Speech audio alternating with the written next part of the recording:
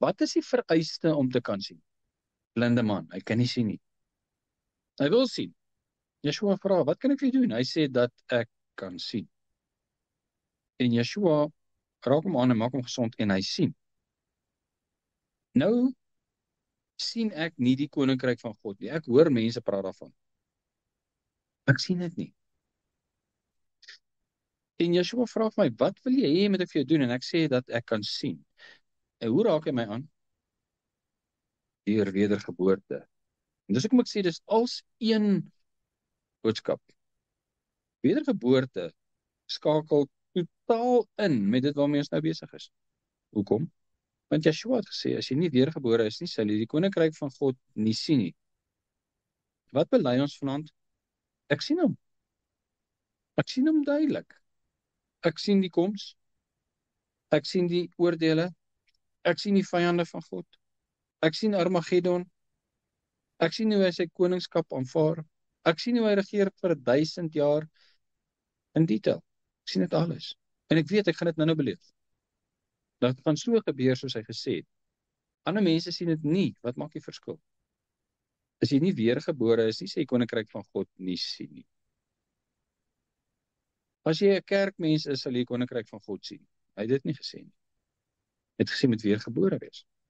As jy nie uit water en gees gebore is nie, sal jy daai koninkryk nie kan ingaan nie. Nou kan ons hom sien. Maar daar kom 'n dag wat ons hom gaan ingaan. Fisies. Ek meen, hy is nou reeds in my hart. Ek is in Yeshua en Yeshua is in my. Maar ek is nog in hierdie koninkryk van duisternis.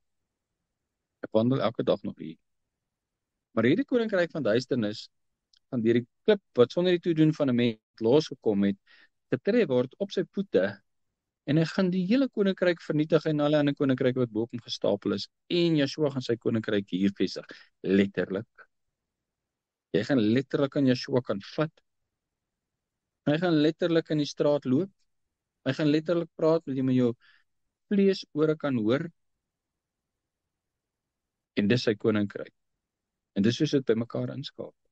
Nou as iemand sê ek is weergebore, maar ek hoor nie wat jy sê nie. Jy praat snaakse goed. Dis omdat ons vergiftig is, en dit klink vreeslik as ek dit sê, maar toets dit. Ons is vergiftig deur die oorlewering van die ou mense. Wat vir ons gesê het, met respek gesê, en dit van hart klink, maar dit is so. Moenie die Bybel glo nie, glo wat ek vir jou sê. Want dit wat ek vir jou sê, verskil van wat die Bybel sê, maar moenie die Bybel glo nie. En dan sal iemand sê, nee, simpel, wie sê dit? Meeste mense sê dit. Hy sê, soek eers die koninkryk van God, en God se geregtigheid, en al hierdie dinge sal jou bygevoeg word. Wat is die koninkryk van God? Nou soek ek die koninkryk van God volgens my voorskrifte. Bedoelende, ek weet klaar wat is die koninkryk van God, ek wil net hier die Bybel moet dit vir my bevestig. En nou gaan soek ek dit in die Bybel, maar kry dit nie. Want wat is die koninkryk van God volgens die algemene siening van die moderne Christen? Daar's 'n bruid, naamlik die kerk, en daar's 'n bruidegom, naamlik Yeshua, en hy kom aarde toe en hy kom met die bruid trou. Dan gaan 'n groot bruilof wees en dan weet ek nie wat gaan daarna gebeur nie, hulle weet ook nie. So wat ek ook al in die Bybel lees, moet dit ondersteun. Hoekom moet dit ondersteun? Want as dit nie so is nie, is daar geen bestaansreg vir die kerk nie. En hoeveel kerke het ons? Miljoene. En almal gaan kerk toe, en almal glo in die kerk. Maar die kerk se evangelie verskil van die evangelie van die Bybel. Ernstig? Ja, want ons lees net die heeltyd van 'n koning en 'n koninkryk en 'n volk. Maar nog nie een keer het ons gelees 'n bruid en 'n bruidegom en 'n bruilof.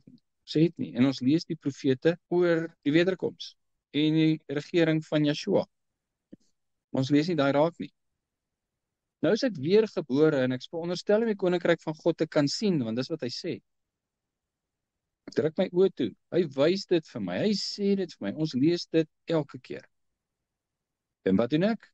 Ek verander dit. Ek glo die oorlewering, ek glo nie die woord van God. Gaan ek kan sien? Nee, ek is nog net so blind.